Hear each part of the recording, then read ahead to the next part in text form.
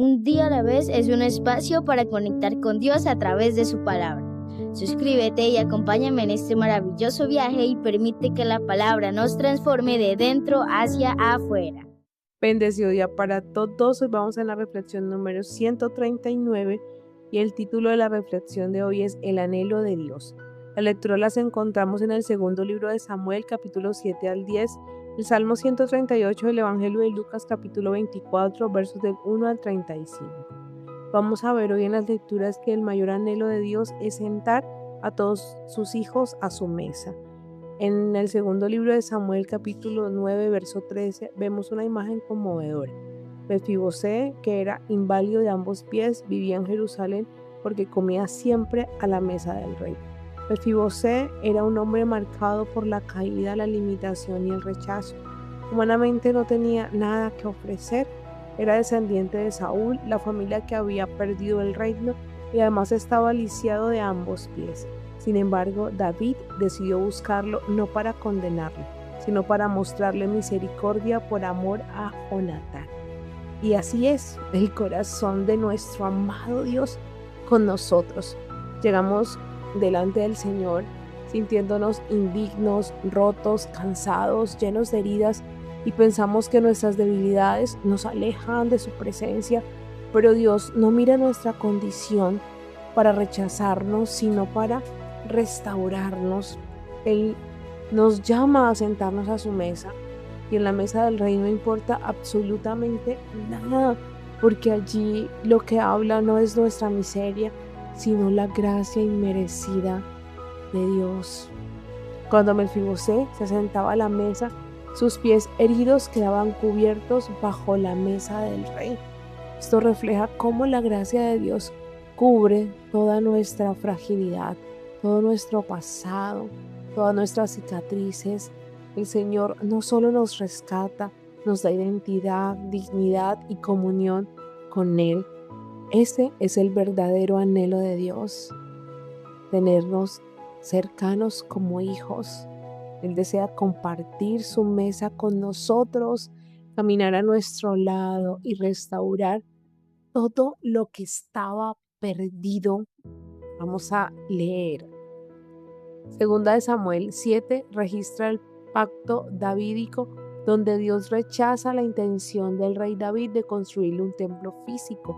En cambio, Dios le promete a David una casa espiritual que él mismo le iba a construir, una dinastía eterna que culminaría con el Mesías, con Jesucristo. Cuando el rey David estuvo ya instalado en su palacio y el Señor le había concedido la paz con todos sus enemigos de alrededor, le dijo a Natán el profeta: como puedes ver, yo habito en un palacio de cedro, mientras que el arca de Dios habita bajo simples cortinas.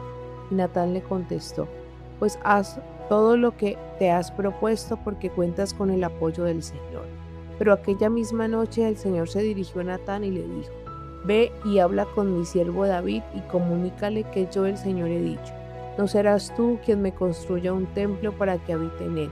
Desde el día en que saqué de Egipto a los israelitas hasta el presente, nunca he habitado en templos, sino que he andado en simples tiendas de campaña.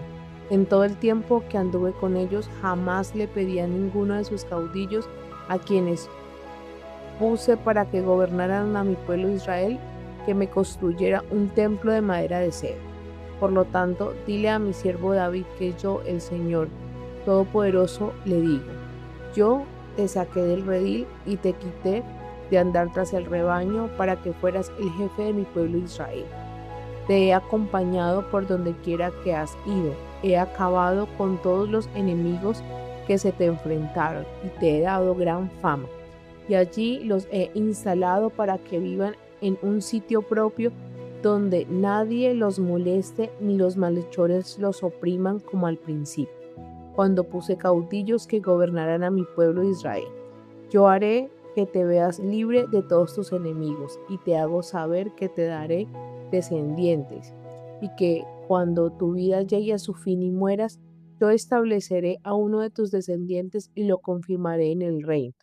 Él me construirá un templo y yo afirmaré su reino para siempre. yo le seré un padre y él me será un hijo. Cuando cometa una falta, yo lo castigaré y lo azotaré como todo padre lo hace con su hijo, pero no le retiraré mi bondad como se la retiré a Saúl, al cual quité para ponerte a ti en su lugar.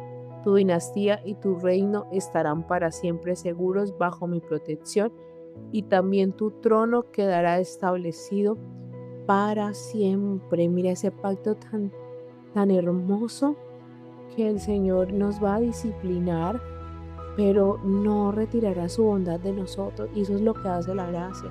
El Señor nos corrige porque nos ama, pero no importa lo que hagamos, su amor es el mismo, ese nunca va a cambiar.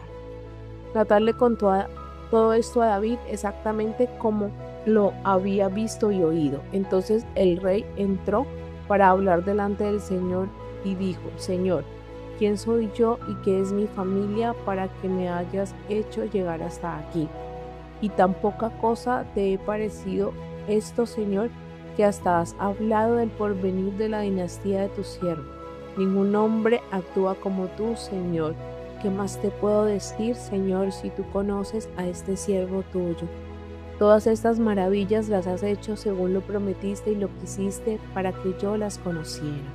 Por lo tanto, Señor mío, qué grandeza la tuya, porque no hay nadie como tú, ni existe otro Dios aparte de ti, según todo lo que nosotros mismos hemos oído. En cuanto a Israel, tu pueblo, no hay otro como él, pues es nación única en la tierra. Tú, oh Dios, lo libraste para que fuera tu pueblo y lo hiciste famoso, haciendo por él cosas grandes y maravillosas. Tú arrojaste de delante de tu pueblo al que rescataste de Egipto a las demás naciones y a sus dioses, porque tú has determinado que Israel sea tu pueblo para siempre y que tu Señor será su Dios. Así pues, Señor y Dios, mantén para siempre la promesa que has hecho a tu siervo y a su dinastía, y cumple lo que has dicho, que tu nombre sea siempre engrandecido, y diga que el Señor Todopoderoso es el Dios de Israel. Que la dinastía de David, tu siervo, se mantenga firme en tu protección. Tú, Señor Todopoderoso, que me has hecho saber que vas a establecer mi dinastía, porque por eso yo, aunque soy tu siervo, me atrevo a hacerte esta súplica. Tú, Señor, eres Dios y tus palabras son verdaderas, y has prometido a tu siervo tanta bondad. Dígnate pues a bendecir la dinastía de tu siervo, para que permanezca siempre bajo tu protección. Tu Señor Dios lo has prometido, y con tu bendición la dinastía de tu siervo será bendita para siempre. Lo que Dios bendice, nadie lo puede maldecir. Por eso aprendamos de David y pidamos la bendición de Dios para nuestra familia, para toda nuestra dinastía. Y en 2 de Samuel capítulo 8 narra la consolidación militar, territorial y administrativa del reinado de David. El capítulo subraya que el Señor daba la victoria a David donde quiera que iba. Iba mostrando cómo Israel pasó de ser una nación amenazada a una potencia regional que sometió a sus antiguos enemigos. Mira que el Señor es el que da la victoria. Si tú quieres ser como David, que llegar a un lugar y el Señor te da la victoria, pues hay que estar en la presencia de Dios, hay que permitirle que Él nos transforme. Y mira que Él quiere que todos estemos a su mesa, no importa cuál lisiado estemos, cuántas heridas tengamos, cuánto pecado podamos tener, Él nos recibe para limpiarnos y restaurarnos. No somos nosotros los que hacemos esa obra, es la gracia inmerecida de Dios que nos va transformando de dentro hacia afuera. Campañas militares de David. Después de esto, David venció a los filisteos, sometiéndolos y arrebatándoles de las manos las riendas del poder. También derrotó a los amonitas, a quienes hizo que se tendieran en el suelo y los midió con un cordel. Los que quedaban dentro de cada 2 medidas de cordel eran condenados a muerte, y los que quedaban dentro de una medida eran dejados con vida. Así los amonitas fueron sometidos a David y tuvieron que pagarle tributo. David venció también a Hadad-Ezer, hijo de Rehob, que era rey de Soba, cuando éste iba a recuperar su dominio sobre la región del río Éufrates. De ellos David hizo prisioneros a 1.700 soldados de caballería y a 20.000 de infantería, y además le rompió las patas a todos los caballos de los carros de combate, con la excepción de los caballos necesarios para 100 carros. Llegaron luego los sirios de Damasco para prestar ayuda a Hadad-Ezer, el rey de Soba, pero David venció a los sirios matando a 22.000 de ellos. Luego puso David guarniciones en Siria, Damasco, y los sirios quedaron sometidos a él y sujetos al pago del tributo. Así pues, el Señor le daba la victoria a David por donde quiera que iba. Después David se apoderó de los escudos de oro que usaban los oficiales de Hadad-Ezer y los llevó a Jerusalén. También se apoderó de una gran cantidad de bronce de Betab y de Berotai, ciudades que pertenecían a Hadad-Ezer. Cuando Toi, rey de Amad, se enteró de que David había derrotado a todo el ejército de Hadad-Ezer, envió a su hijo Joram con objetos de plata, de oro y de bronce para saludarla y felicitar al rey David por haber luchado con Hadad-Ezer y haberlo vencido. Pues Toi también había estado en guerra con él. David dedicó todos estos objetos al Señor junto con el oro y la plata que le había consagrado y que venía de todas las naciones que había sometido, de Edom, de Moab, de Amón, de los filisteos, de los amalecitas y de lo que le había quitado en la guerra a Hadad-Ezer, hijo de Rehob, rey de Soba. David se hizo famoso y cuando regresaba de haber vencido a los edomitas, derrotó a 18.000 edomitas en el valle de Eslazai. Luego puso guarniciones en todo Edom y todos los edomitas quedaron sometidos a David, a quien el Señor daba la victoria por donde quiera que iba. Oficiales de David. David reinó sobre todo Israel, actuando con justicia y rectitud para con todo su pueblo. El jefe del ejército era Joab, hijo de Zeruía, y Josafat, hijo de Ahilú, era el secretario del rey. Sadok, hijo de Ahitub, y Ahimelech, hijo de Abiatar, eran sacerdotes. Seraías era el cronista, y Benaías, hijo de Joaida, estaba al mando de la guardia de los quereteos y peleteos. Los hijos de David eran sacerdotes. Vemos que David siempre reconocía quién le daba la victoria y le ofrecía esos holocaustos de olor agradable a Dios. Y nosotros, ¿cuál es ese holocausto ahora moderno? Es adorarle, exaltar su nombre, glorificar, hablar de lo que Él ha hecho, para que todas las personas conozcan quién es Dios, que es el mismo Dios que con brazo fuerte liberó a su pueblo Israel, es el mismo que vemos hoy, que también nos libera con brazo fuerte. Continuamos con el capítulo 9. Este narra cómo el rey David muestra gracia y bondad y lealtad a Mefibosé, el hijo lisiado de su difunto y entrañable amigo Jonatán. El relato destaca el cumplimiento de una promesa de amistad y sirve como una poderosa analogía del amor inmerecido. David favorece a Mefibosé. Un día David preguntó que ha quedado algún superviviente de la familia de Saúl a quien yo pueda favorecer en memoria de Jonatán. Había un sirviente de la familia de Saúl llamado Siba, al cual llamaron para que se presentara ante David. Cuando Siba se presentó, le preguntó al rey: ¿Eres tú, Siba? Para servir a su majestad, respondió él. Entonces el rey le preguntó: ¿queda todavía alguien de la familia de Saúl por quien yo pueda hacer algo en el nombre de Dios? Y Siba le respondió: queda todavía un hijo de Jonatán que es inválido de los pies. ¿Dónde está?, dijo el rey. En Lodebar, en la casa de Maquir, hijo de Amiel, respondió Siba. Entonces el rey ordenó que lo trajeran de aquel lugar. Y cuando Mefibosé, hijo de Jonatán y nieto de Saúl, llegó ante David, se inclinó en señal de reverencia. Mefibosé, exclamó David. A las órdenes de su majestad, respondió él. David le dijo: no tengas miedo, porque yo te voy a tratar muy bien en memoria de Jonatán tu padre. Haré que se te devuelvan todas las tierras de tu abuelo Saúl y comerás siempre a mi mesa. Pero Mefibosé se inclinó y dijo: ¿por qué se fija su majestad en este siervo suyo si soy como un perro muerto? Mira que Mefibosé, claro, estaba en un lugar, una tierra seca, porque eso significa lo de Bar.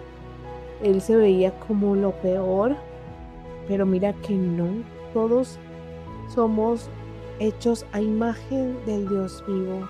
No somos un perro muerto, somos pecadores, sí, pero no hay que tratarnos de esa manera tan fea, tan despectiva. Hay que encontrar las palabras acertadas, porque mira que lo que nos repetimos, eso queda grabado en nuestro subconsciente. Sin embargo, el rey llamó a Siba, al antiguo sirviente de Saúl, y le dijo: le he entregado al nieto de tu amo todo lo que le perteneció a él y a su familia. Por lo tanto, tú con tus hijos y tus criados labrarás la tierra para él y almacenarás lo que produzca, para que así pueda mantenerse la familia de tu amo, aunque Mefibosé su nieto comerá siempre a mi mesa. Siba, que tenía 15 hijos y 20 criados, respondió al rey: todo lo que ha ordenado su majestad a este siervo suyo se hará. Y Mefibosé comía siempre a la mesa de David como uno de los hijos del rey. Además tenía un hijo pequeño que se llamaba Micaías, y todos los que vivían en casa de Siba estaban al servicio de Mefibosé. Pero Mefibosé, que era inválido de ambos pies, vivía en Jerusalén porque comía siempre a la mesa del rey. O sea, nosotros somos ese lisiado, pero el rey nos dice que no importa cómo estemos, que nos sentemos a su mesa. Jerusalén representa la Jerusalén celestial, y eso es lo que Dios quiere, que todos los días nosotros podamos ir aquí en su presencia para en la eternidad estar lo mismo con Él, sentados en su mesa, porque su gracia nos cubre, su gracia nos restaura. Mefibosé no tenía nada, lo había perdido todo, pero la gracia le devolvió todo lo que había perdido y más. En Samuel 10, los amonitas y sus aliados sirios declaran una guerra injustificada contra Israel. Tras un intento de paz, los amonitas humillan a sus embajadores. El ejército de Israel, liderado por Joab, derrota a los enemigos, reafirmando la protección de Dios sobre el reino de David. David derrota a los sirios y amonitas. Después de algún tiempo murió Naas, el rey de los amonitas, y en su lugar reinó su hijo Nahum. Entonces David pensó que debía tratar a Nahum, el hijo de Naas, con la misma bondad con que su padre lo había tratado a él, y envió a uno de sus oficiales para que le dieran a Nahum el pésame de la muerte de su padre.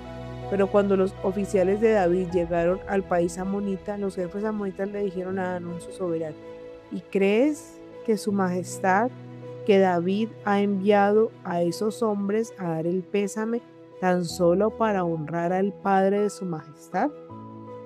Seguramente los ha enviado para inspeccionar y espiar la ciudad y luego destruirla.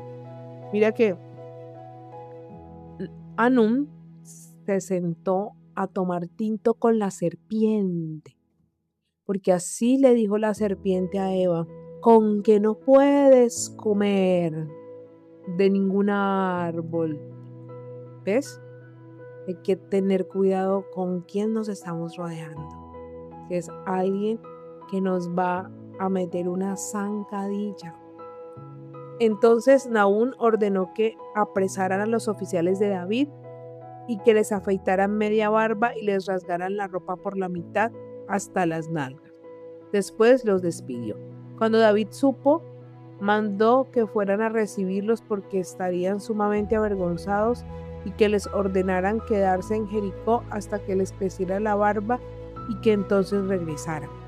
Los amonitas comprendieron que se habían hecho odiosos a David, por lo que tomaron a sueldo a 20,000 soldados sirios de Bet-rebeó y de Soba, al rey de Macan con 1,000 hombres y a 12,000 hombres de Tob. Pero David lo supo y mandó a Joab con todos los soldados del ejército. Los amonitas avanzaron y se prepararon para la batalla a la entrada misma de la ciudad, mientras que los soldados sirios de Soba y Rehob y las tropas de Istob y Maca tomaron posiciones en el campo. Cuando Joab vio que iba a ser atacado por el frente y por la retaguardia, escogió los mejores soldados israelitas y se preparó para atacar a los sirios. Luego puso el resto de la tropa bajo el mando de su hermano Abisai para que éste hiciera frente a los amonitas, y le dijo: si los sirios pueden más que yo, tú vendrás a ayudarme, y si los amonitas pueden más que tú, iré a ayudarte yo. Ten ánimo, luchemos con valor por nuestra nación y por las ciudades de nuestro Dios, y que el Señor haga lo que le parezca mejor.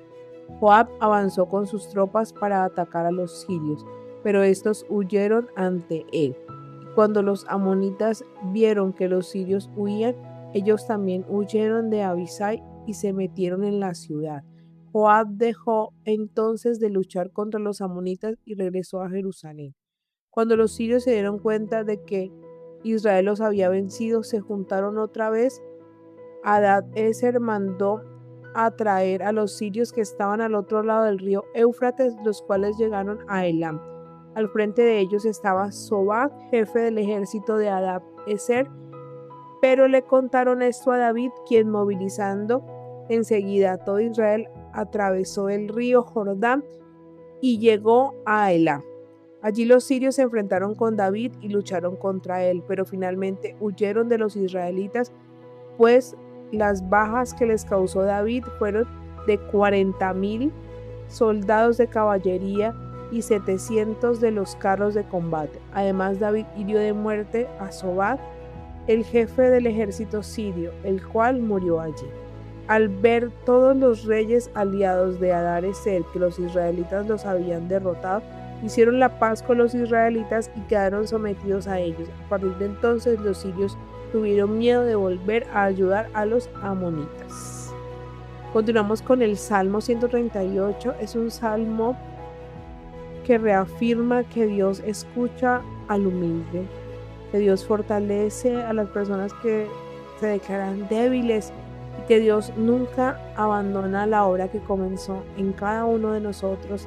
Qué hermoso saber es que Dios no deja nada incompleto, que lo que Él inició en nuestra vida lo va a terminar hasta el día de Cristo Jesús.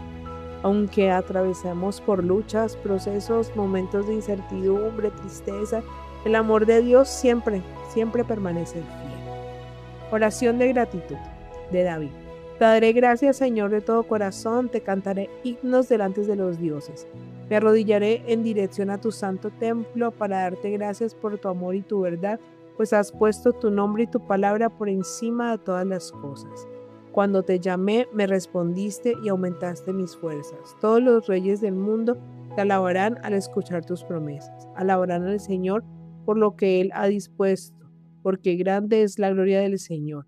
Aunque el Señor está en lo alto, se fija en el hombre humilde, y de lejos reconoce al orgulloso. Cuando me encuentro en peligro, tú me mantienes con vida. Despliegas tu poder y me salvas de la furia de mis enemigos. El Señor llevará a feliz término su acción en mi favor. Señor, tu amor es eterno. No dejes incompleto lo que has emprendido. Agradezcámosle a Dios la buena obra que comenzó en nosotros y Él la va a terminar. Tengamos esa certeza y esa seguridad de que Él continúa obrando en nosotros. En el Evangelio de Lucas encontramos a dos discípulos caminando hacia Emaús, llenos de tristeza y decepción. Habían perdido la esperanza porque no entendían lo que estaba sucediendo.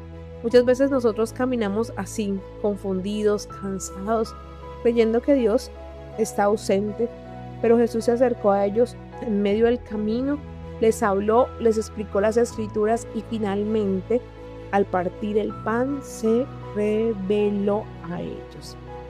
Vamos a leer San Lucas 24. Pero el primer día de la semana regresaron al sepulcro muy temprano, llevando los perfumes que habían preparado. Al llegar se encontraron con que la piedra que tapaba el sepulcro no estaba en su lugar, y entraron, pero no encontraron el cuerpo de Jesús. No sabían qué pensar de esto, cuando de pronto vieron a 2 hombres de pie junto a ellas, vestidos con ropas brillantes. Llenas de miedo, se inclinaron hasta el suelo, pero aquellos hombres les dijeron: ¿por qué buscan ustedes entre los muertos al que está vivo? No está aquí, sino que ha resucitado. Acuérdense de lo que les dijo cuando todavía estaba en Galilea, que el Hijo del Hombre tenía que ser entregado en manos de pecadores, que lo crucificarían y que al tercer día resucitaría. Entonces ellas se acordaron de las palabras de Jesús, y al regresar del sepulcro contaron todo esto a los 12 apóstoles y a todos los demás. Las que llevaron la noticia a los apóstoles fueron María Magdalena, Juana, María madre de Santiago y las otras mujeres. Pero a los apóstoles les apareció una locura lo que ellas decían y no querían creerles. Sin embargo, Pedro se fue corriendo al sepulcro y cuando miró dentro no vio más que las sábanas. Entonces volvió a casa admirado de lo que había sucedido. Vemos que el cuerpo de Jesús no conoció la corrupción porque resucitó para darnos vida. Recordemos que Él resucitó después de que nosotros fuimos declarados inocentes. Y al Él resucitar, nosotros resucitamos junto con Él. Por eso debemos vivir en esa vida de resurrección. Recuerda que Dios es sencillo. Tú escuchas la voz. Tú lo has aceptado a Él como tu Señor y Salvador. Tú escuchas la voz de Él. En el camino de Emaús.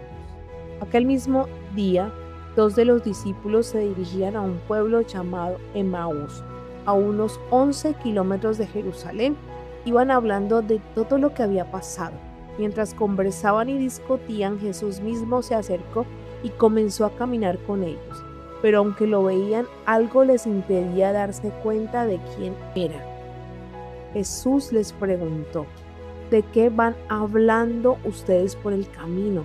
Se detuvieron tristes y uno de ellos, se llamaba Cleofas, contestó: ¿tú eres el único que ha estado alojado en Jerusalén y que no sabe qué ha pasado allí en estos días? Él les preguntó: ¿qué ha pasado? Le dijeron: lo de Jesús de Nazaret, que era un profeta poderoso en hechos y en palabras delante de Dios y de todo el pueblo, y cómo los jefes de los sacerdotes y nuestras autoridades lo entregaron para que lo condenaran a muerte y lo crucificaran. Nosotros teníamos la esperanza de que Él sería el que había de libertar a la nación de Israel, pero ya hace 3 días que pasó todo esto. Aunque algunas de las mujeres que están con nosotros nos han asustado, pues fueron de madrugada al sepulcro y como no encontraron el cuerpo, volvieron a casa. Y cuentan que unos ángeles se les han aparecido y les han dicho que Jesús vive. Algunos de nuestros compañeros fueron después al sepulcro y lo encontraron tal como las mujeres habían dicho, pero a Jesús no lo vieron. Entonces Jesús les dijo: qué faltos de comprensión son ustedes y qué lentos para creer todo lo que dijeron los profetas. ¿Acaso no tenía que sufrir el Mesías estas cosas antes de ser glorificado? Luego se puso a explicarles todos los pasajes de las Escrituras que hablaban de él, comenzando por los libros de Moisés y siguiendo por todos los libros de los profetas. Al llegar al pueblo a donde se dirigían, Jesús hizo como si iba a seguir delante, pero ellos lo obligaron a quedarse diciendo: quédate con nosotros porque ya es tarde, se está haciendo de noche. Jesús entró, pues, para quedarse con ellos. Cuando ya estaban sentados en la mesa, tomó en sus manos el pan y habiendo dado gracias a Dios lo partió y se los dio. En este momento se les abrieron los ojos y reconocieron a Jesús, pero él se desapareció y se dijeron uno al otro: ¿no es verdad que el corazón nos ardía en el pecho cuando nos venía hablando por el camino y nos explicaba las Escrituras? Mira que esto es maravilloso, porque si ellos hubieran reconocido a Jesús al verlo, nosotros no tendríamos esperanza. Por eso Jesús se reveló cuando partió el pan. Qué maravilloso es, porque por eso es la Eucaristía, porque Él se revela en la Eucaristía y se revela en su palabra. Cuando las Escrituras son reveladas por el Espíritu Santo, vemos a Jesús, vemos su gloria y nos vestimos de esa gloria cuando vamos a Eucaristía y recibimos el cuerpo y la sangre del Señor. Estamos recordando ese sacrificio de amor y eso es lo más grande y lo más sublime que podemos recibir. Y esa Eucaristía nos sana desde adentro porque es ese alimento que nos transforma. Vayamos a Eucaristía y recibamos el cuerpo y la sangre de Jesús. Vamos a su palabra para que todo velo, toda ceguera que nos impide verlo sea quitada en el poderoso nombre de Jesús y podamos conocerle tal cual es. Sin esperar más, se pusieron en camino y volvieron a Jerusalén, donde se encontraron reunidos los 11 apóstoles y a sus compañeros, que les dijeron: de veras ha resucitado el Señor, que le ha aparecido a Simón. Entonces ellos dos les contaron lo que les había pasado en el camino, cómo reconocieron a Jesús cuando partió el pan. Y hoy el Señor nos sigue diciendo: no quiero que vivas escondido en lo de abajo, en la tierra seca, en un lugar de olvido y de tristeza. Quiero traerte a mi mesa, restaurarte y recordarte que eres bienvenido en una silla con tu nombre. Quiero revelarme cada vez más a ti a través de la palabra. El espíritu de la palabra sea iluminando los ojos de tu entendimiento, todos tus sentidos espirituales, para que puedas experimentar la magnitud de mi amor, la magnitud de la gracia que derramé por ti. Porque fue mi deleite, dice el Señor, porque te amo, nos dice a cada uno de nosotros. Y hoy en el nombre poderoso del Señor Jesús, oramos al Padre y le decimos: gracias, Padre de amor, porque tú nos buscas aún en nuestros momentos más débiles, aún heridos, aún cuando somos indignos. Te agradecemos, Padre, porque tú no rechazas nuestra vida por nuestras equivocaciones, sino que nos invitas a sentarnos a tu mesa como hijos amados. Padre de amor, te pedimos que nos ayudes a vivir cerca de ti y a reconocer tu amor en cada momento de nuestra vida, y que nunca se nos olvide que tu gracia es mayor que todas nuestras heridas. Amén. Dios es bueno en todo tiempo, y en todo tiempo Dios es bueno.